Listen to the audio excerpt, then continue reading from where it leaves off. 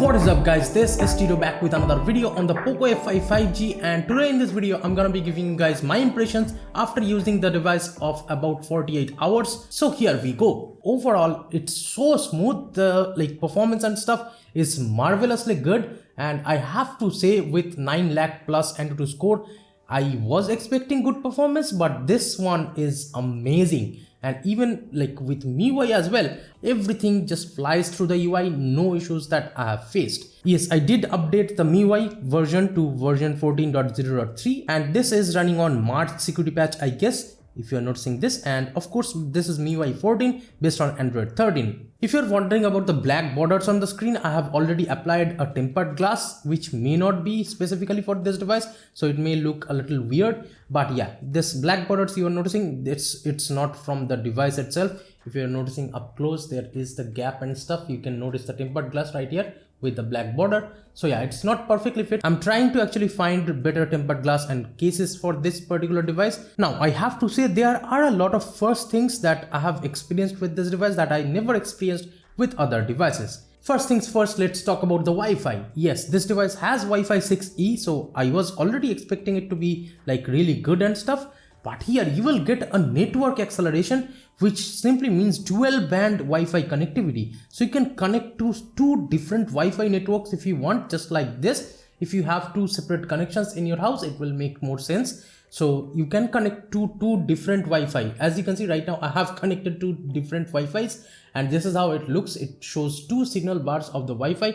So this will make your network connection a lot more strong, and even if one Wi-Fi goes down, another one should keep running if you have two separate connections, and that's when this will come handy. And even in the hotspot settings, if I go, there is the support 6th generation Wi-Fi standard, that is 802.11ax standard Wi-Fi. You can turn on the hotspot on the Wi-Fi 6E standards. So that's really insane. I don't have a Wi-Fi 6E device, another Wi-Fi 6E device to actually test that. Let's talk 5G, shall we? And this is the first time I'm using 5G. As you can see, it shows Geo True 5G over here, and here it shows 5G plus in my home. So let's do a quick speed test so that I can show you how is the 5G speeds. And right out of the bat, I am getting 1100 plus Mbps of speeds. This is insane 5G speeds that I'm getting, 1 Gbps plus of speeds, 5G plus and stuff. So yeah, this device is definitely supporting 5G really well, no issues whatsoever. And while I'm talking about the connectivity stuff, let's talk about the Bluetooth. Why should I leave it? Well, this is the first time ever I have seen a Bluetooth driver update on an Android device. Just notice I got an update which appeared right here, and I just clicked on it and it shows me to actually update the Bluetooth drivers, kind of like you do on a PC or something. So yeah, that's how I could just update it right out of the box, and it did not even need a system reboot. It just said it will disconnect the Bluetooth devices and reconnect it again. So that's how the update was completed. Yes, I have got a Bluetooth driver update, and that's really insane. By the way, again, this device has Bluetooth 5.3 and the connectivity with that is amazingly good. Let's talk about the display a little bit. Well, the display is really beautiful to look at, and definitely I have seen most of the colors that I was looking for just looks awesome in this display. And in videos as well, the display definitely looks awesome. Yes, it's not a 1440p panel or something. It's 1080 by 2400. So yeah, the display quality and stuff, it's just amazing. No issues whatsoever that I have faced. In the daytime, it's perfectly fine with the dark mode turned off and stuff. In the daytime, it looks amazing. The whites definitely look awesome, and everything just looks so good in this display. The colors really pops out. But at the night time, I have seen the display goes a little weird for me personally. I don't know if it's happening on the MIUI version 14.03 only. It seems like at night that I have the reading mode turned on. It's like this. I don't know why it happens. I do have the reading mode disabled at night, but even with that the display seems to be a little bit yellowish to my taste, but in the daytime it comes back to normal. I don't know if it's like actually trying to protect your eyes when you are using the device at night or something like that, but yeah, it seems a little bit yellowish at night or evening time through the whole night. Then in the morning it just becomes normal. I would say yes, it could be a protective kind of measure from the MIUI software department, but I would say give us the control. But yeah, I did actually check, the reading mode was turned off totally, but even with that it looked like a little bit yellowish to me.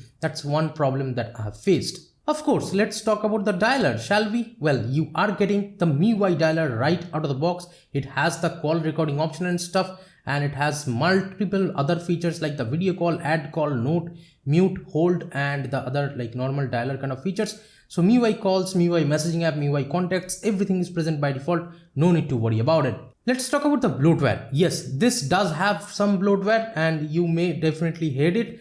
And there is the Opera browser and stuff, all those things. There was a lot of bloatwares. I had to actually uninstall a lot of them. As you can see, the app vault and stuff is right now, even now still here. I can just remove it. So I'll just click on remove, and as you can see, the app vault has been removed. So I have actually removed a lot of things, but the get apps and stuff you cannot really remove. There is the app info option, but there is only force stop and clear data. The get apps is like bloatware, and of course you cannot disable that, but except for that, most of the things you can actually disable over here. And I don't see much ads over here, and there is a home screen layout and stuff. And with this Poco launcher, this is really good.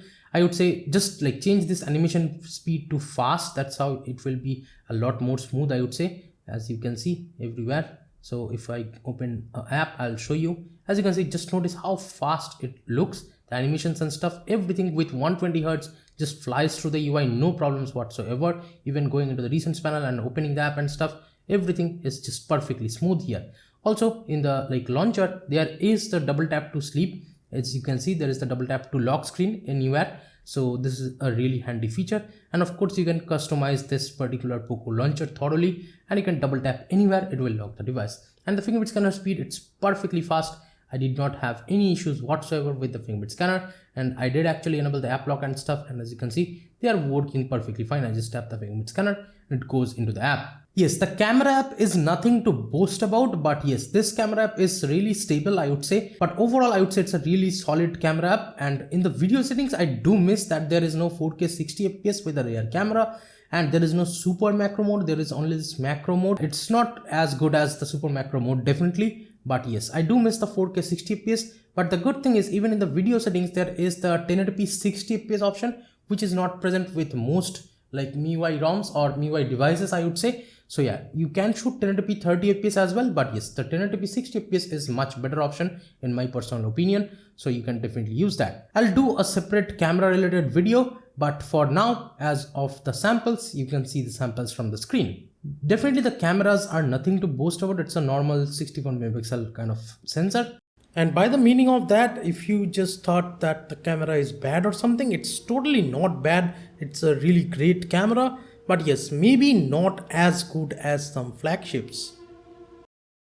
If you want to look at the general hardware info stuff, and this is how it looks like, you can see a lot more details with this app. And this device of course comes with the Snapdragon 7 Plus Gen 2, and with that the overall performance has been one of the best. And just notice this is based on the 4nm architecture. So the performance per watt over here is insanely good, and you can see the screen's specifications. This is a 120 Hz 2400 by 1080 AMOLED display, and it supports the Dolby Vision HDR10, HLG, and the HDR10 Plus and stuff. And all the resolutions and the refresh rates are mentioned here. And this of course has 8GB LPDDR5 RAM, and the storage is UFS 3.1 256 GB. So that's really insane that the base variant over here is already 256 GB. So there is no issues whatsoever with the storage and stuff you will face. Let's look at the camera hardware. We have the first one, that's the main sensor, that's the rear camera, 64 megapixel OmniVision from Samsung, and there is the Sony's IMX355, that's the front camera, 16 megapixel, and the third one is the Galaxy Core kind of sensor, 8 megapixel, that's the ultra wide angle camera, and there is a lot more software kind of details.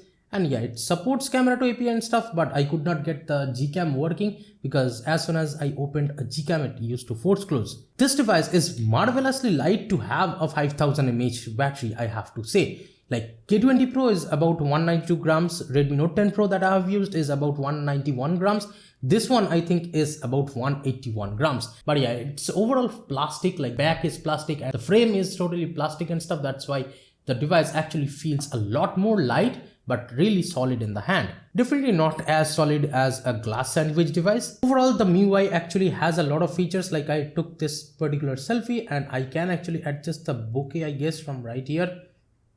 So this is insane. It like keeps all of the data, and in the AI section we have this erase and stuff, and you can remove people if you want. So yeah, I can just tap it, and if I just close it, as you can see, there is no me. So this is insane. And yeah, MIUI right now has all these remove people feature and stuff, like the Google's Pixels features. So that's really cool. We have the remove shadow and stuff, and in the AI section we also have the sky changing option. You can actually change it if you want, I guess.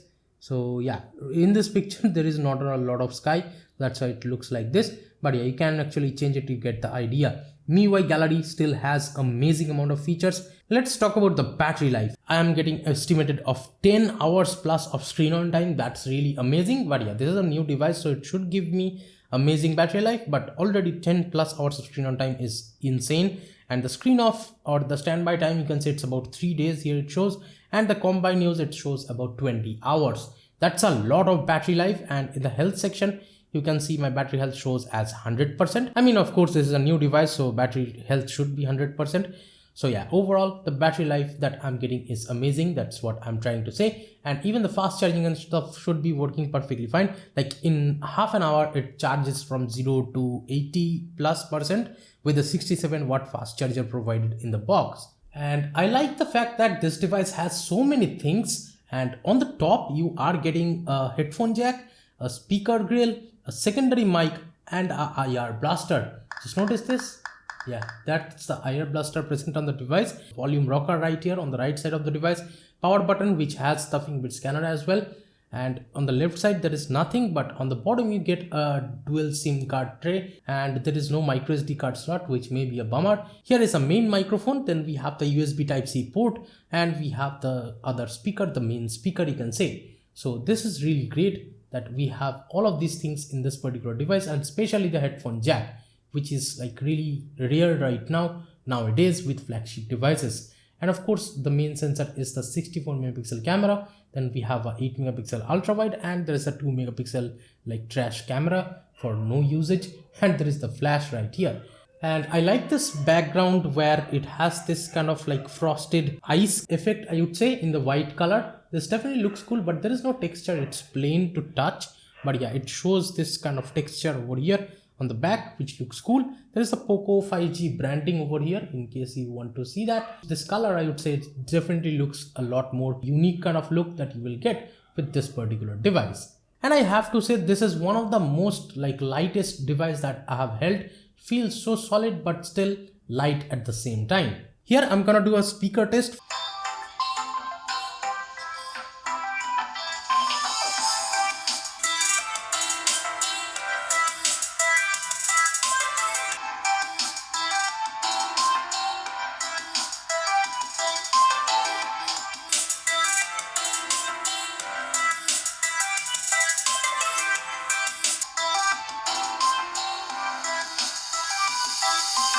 Personally feel the sound quality is nothing to boast about on the Poco. Compared to K20 Pro, it sounds a little bit lower, but yeah, you have to remember the K20 Pro has a really great speaker quality. But the thing is, because of its like dual speakers on the top and on the bottom, it actually sounds like a lot more stereo-ish. While you are holding the device on your face and like you are just listening to the audio, it sounds much more that stereo effect it gives. But on the K20 Pro, it simply does not do that, because there is no like stereo speaker on the K20 Pro. There is only the bottom 5-inch speaker, which is one single one, I guess. And it actually sounds amazing with the headphone jack and a Bluetooth headset or something. Even with earpiece and stuff, the call quality was good enough. No issues that I have faced. One thing that I have noticed in the Test UFO website, the display's refresh rate drops to 60 Hz. Like if you don't touch it, as soon as I touch it, it will go to 120 Hz. If you are noticing, in the display settings, if you just go into the refresh rate and just change this refresh rate to 120 Hz, of course it will be 120 Hz.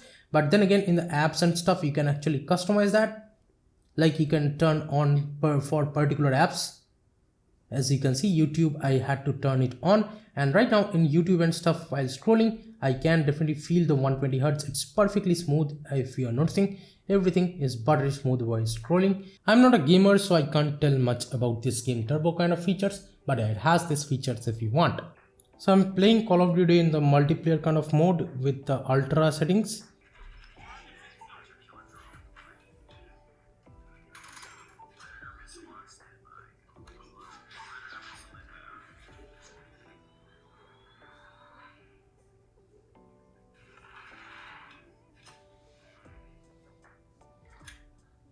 Even after gaming, I'm checking the temperature. As you can see right now, it's at 40 degrees, the battery temperature I mean. So it's pretty cool, I would say. While like even after gaming a full round of this multiplayer mode of Call of Duty, my overall device temperature does not heat up that much, and it's not even like that hot to touch. Let's launch the new state. By the way, I have enabled the 90 FPS mode over here.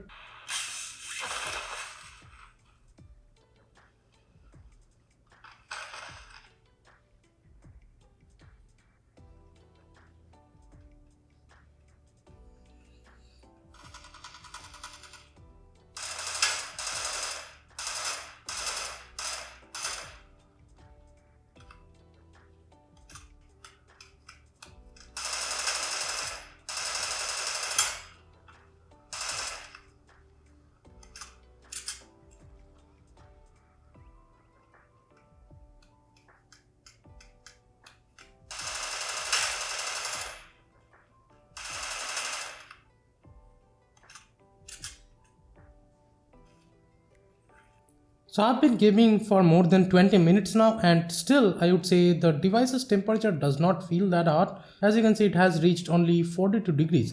So the device actually stays really cool, I would say. The device definitely does get warm to the touch, but it doesn't get too hot at all. Even while daily usage, I did not see heat at all. While setting up the device and stuff, I did see minor heating, but it's nothing to be worried about or something like that. The device simply does not get hot. The 7 Plus Gen 2 is one of the coolest CPU that I have seen, I would say. And if you're wondering about the benchmarks and stuff, here are the Antutu score, and scrolling and stuff, it's perfectly smooth. Just notice 9 lakh plus Antutu score is insane, and even the Geekbench score you can see from right here, it's almost like close to 8 Gen 1 or something like that.